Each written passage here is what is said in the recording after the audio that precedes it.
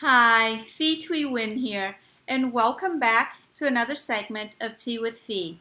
In this episode, we learn why slowing down is not enough and what actually is better for our health, our well-being, and success in our lives. So, if you have not made yourself your favorite mug of tea, pause the video, go make your tea, come back, snuggle up,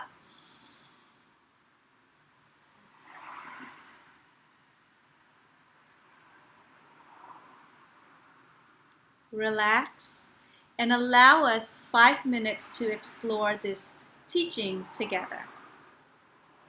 This Tea with Fee is inspired by a story that my meditation teacher has told during his meditation retreats. And he is such a great storyteller, and it's one of the qualities about him that I admire and appreciate, and something that I'm learning to cultivate in my own life, because I find that stories are such powerful and effective tools for delivering the teachings, because stories make the teachings much more memorable and much more relatable, because in stories I see how the teachings get applied. And often during our meditation retreats when I'm with him, I'm of course translating for him, as I've shared before.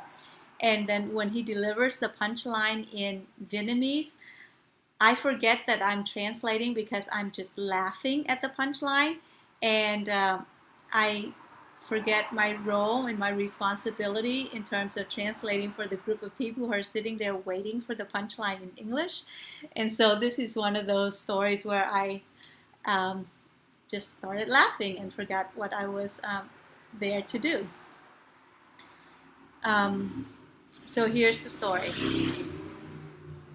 One morning, this guy is on his way to work, and of course he's late again, and he's rushing to work. He comes up to a stop sign, and instead of stopping at the stop sign as the law requires to look both ways and make sure it's safe to go on, he slows down, he looks both ways, makes sure that it is safe, and he goes through the stop sign without stopping.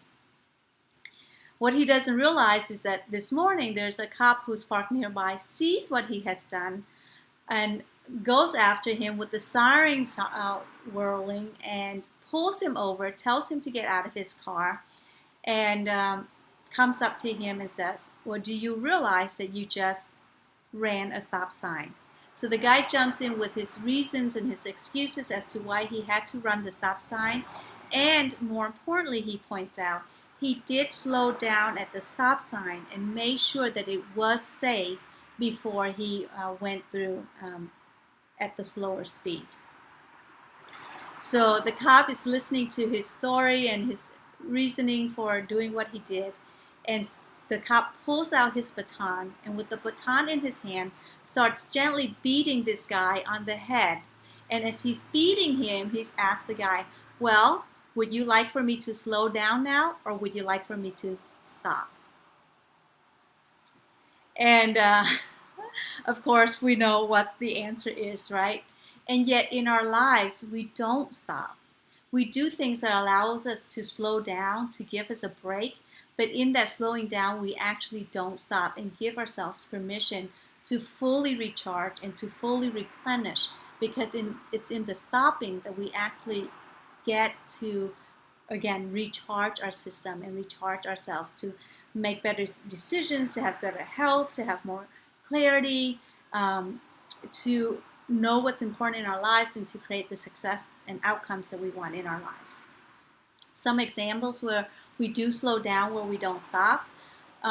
Let's say taking a hot bath and bringing our cell phone into our bath with us and answering emails or texts or playing on our phone, or bringing a magazine in or a book in to read while we're in the bath, or sitting down to enjoy a cup of tea and we're checking our phones while we're enjoying our tea, or we're reading and flipping through a magazine. We may be slowing down, but we're not fully stopping to replenish ourselves.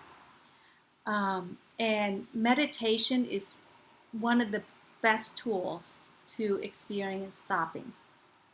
And when we sit in meditation, the mind may still be moving, and